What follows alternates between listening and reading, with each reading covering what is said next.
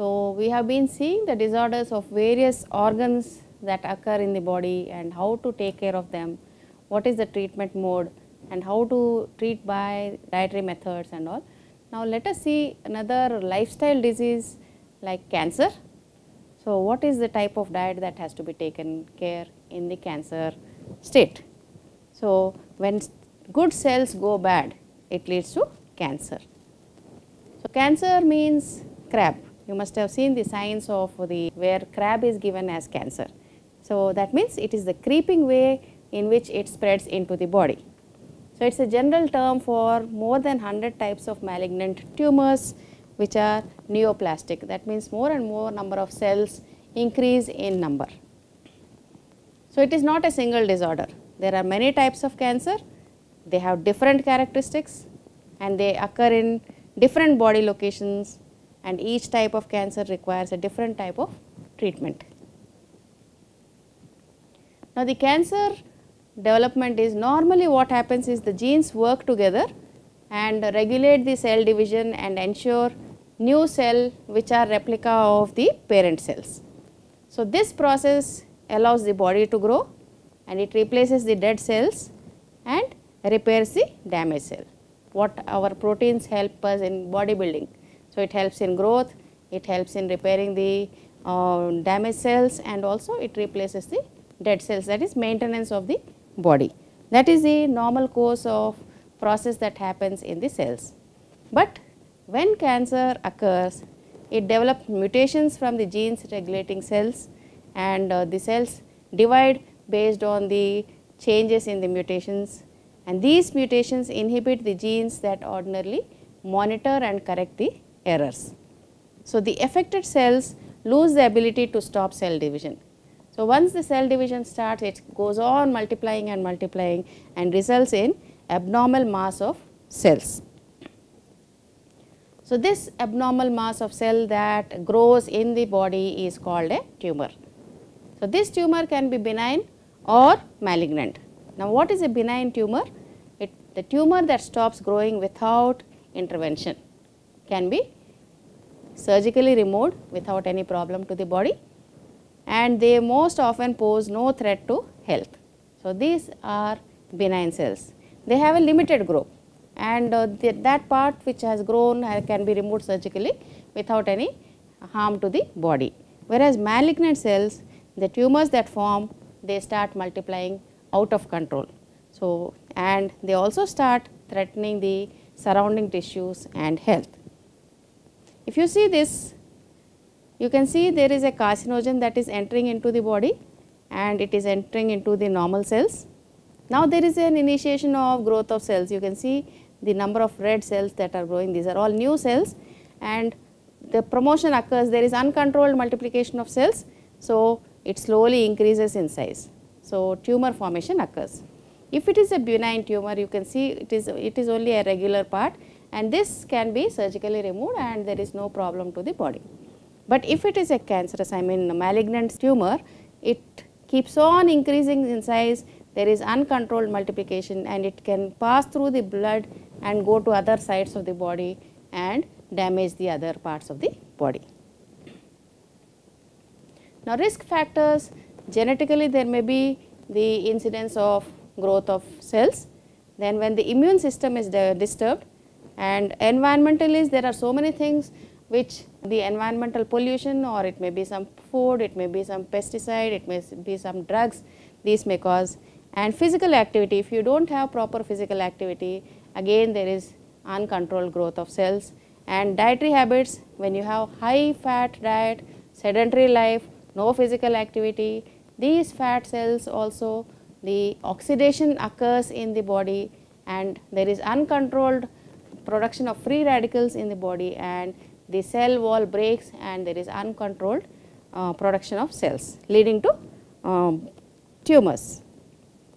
Now, dietary factors, there are certain initiators which are there for cancer. One is pesticides.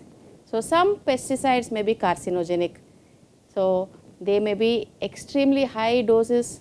So, the farmer thinks I can get more yield and put extremely high dose of pesticides and immediately pluck the fruits or vegetables and then sell them. So, actually there is a log period where you have to keep the vegetables and fruits after giving the pesticides, so that the effect is lost. So, these pesticide residues, when they go into the body, they are the carcinogens and act on increasing the number of cells. Now, the benefit of eating of fruits and vegetables is lost. So, now we are at potential risk of getting cancer. Now, food additives. So, food additives are added to the food to make them attractive in terms of color, flavor, texture, and so many ways. So, these also are carcinogenic. Then alcohol. Alcohol is also associated with increased risk of mouth cancer, esophageal cancer and breast cancer. Mouth and esophageal cancer are especially increased with smoking, and if alcohol causes the liver cirrhosis, there is an increased chance of, after the liver becomes fibrotic and there is necrosis of liver, finally it leads to liver cancer. Now, food preparation methods also add to carcinogens.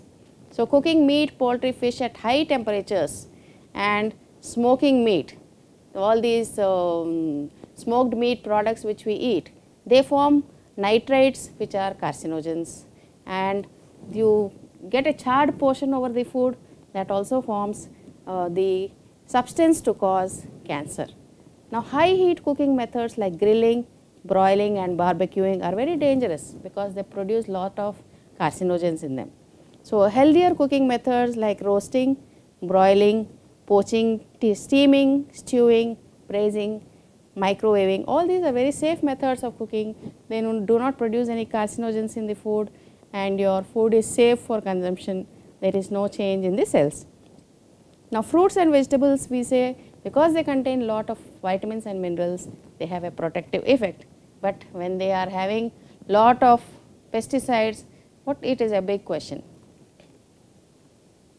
Now, dietary factors, some of them are cancer promoters. So, high fat diet is a cancer promoter.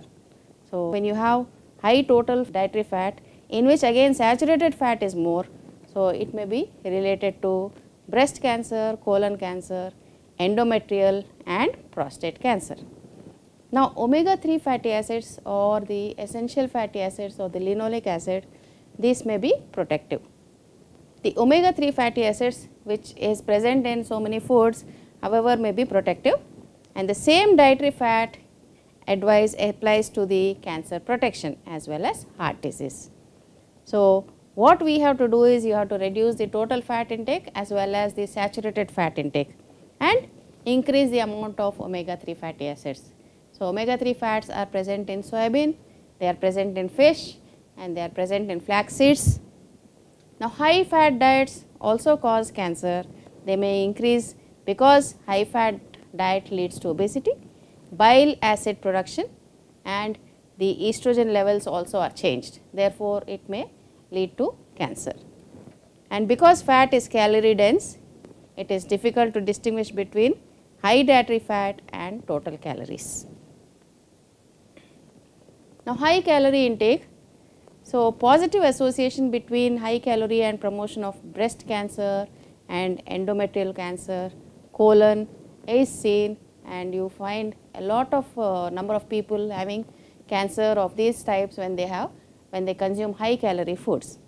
So, this incidence may be because of excess calories themselves, or these calories go and get deposited in the adipose tissue and form the fat in the body and increase the weight of the body, and high fat also supplies excess of calories. So, all these become the risk factor for cancer.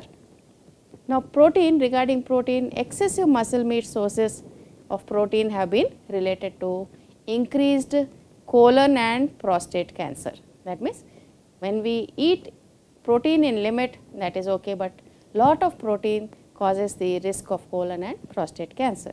So, in general, tumor development is suppressed by diets. You can control the tumors by diets which contain protein below the required or optimal growth. So, whatever protein is recommended, if we take this similar amount in combination with plant and animal protein, then the suppression of the tumor can occur. Then it is enhanced by protein levels by 2 or 3 times. If we consume more than the 2 or 3 times, the cancer enhancement occurs.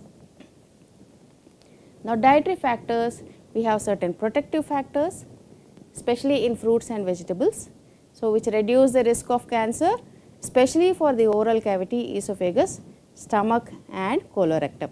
If you see all these 4 organs, it is the digestive tract of an individual. So, right from the mouth to the anal canal, the cancer can be protected by taking more of fruits and vegetables. So, compounds in these foods may help in lowering the risk of cancer. So, fruits and vegetables contain a lot of dietary fiber and which help the food in passing out of the gastrointestinal system very fast, and vitamin C and vitamin E both are antioxidants, and the phytochemicals which protect the body against cancer, and low fat diet which will help in not producing the carcinogens. Now, intake of high fiber diets protects the colorectal cancer, because when the food or after digestion it becomes the residue and remains in the colon, and the carcinogens that are present will be absorbed by the large intestine and they enter into the bloodstream and may produce cancer. So, when you eat high fiber diet, because there is no problem of constipation, the carcinogens are pushed away along with the excreta, and fiber has the potential of diluting carcinogens and the transit time is increased in the colon. Now, foods high in fiber and typically lower in fat, they protect against colon cancer by reducing the bile acid production. Now, there are millions of cases of cancer which can be prevented by changes in diet, by controlling the weight, increasing the physical activity and lowering the smoking. Now, treatment of cancer, the primary medical treatment is to remove the cancer cells and prevent further growth and remove the or stop the symptoms or alleviate the symptoms. So, there are 3 treatments. One is surgical removal of the growth of the cancer. Then chemotherapy is whatever remaining cells are there, they are chemically destroyed, and radiation therapy, passing the radiation also, the remaining whatever cells are remaining are burnt away. Now, nutritional care for these patients are after the surgery, you have to give them high calorie, high protein diet, because there is lot of muscle wastage in the patient, the protein is lost and the person becomes emaciated. Therefore, the cancer also causes hypermetabolic state, that means more and more energy expenditure occurs. Therefore, you have to give high calorie and high protein diet, and without adequate nutrients the body is poorly equipped to maintain the immune defenses. Unless you give them proper protein, the immune defense also cannot work properly, and support organ function, absorb nutrients and mend the damaged tissues. All these are the functions of the protein. Now, energy, the adult with good nutritional status, you can give about 2000 kilocalories, and for malnourished patient you have to increase the calorie intake so that he has to come back to his normal weight. That means you can give up to 45 to 50 kilocalories per kg body weight is recommended. Now, protein for an adult with a good nutritional status is 80 to 100 grams. Normally, it is for an adult reference man, we have seen that the protein requirement is 60 grams per day, whereas you can give up to 80 to 100 grams. That means 1 to 1.2 grams per kg body weight with good nutrition can be given. And for a malnourished patient, you can give 1.3 to 2 grams per kg body weight. And vitamins and minerals, naturally they have to supplement it, and optimum intake is recommended. That means whatever is required for a normal person can be given to the persons who is under treatment for cancer. And fluids, sufficient fluids need to be ingested. Therefore, cancer clients, they often present a difficult nutritional challenge because After the treatment, there are so many changes in their appetite, in their taste, and so many other body changes occur. Therefore, this disease treatment also requires excess of energy and protein for them to come back to their normal state and further prevent the onset of cancer. Therefore, the role of nutrition is very high in preventing and treatment of cancer. Thank you.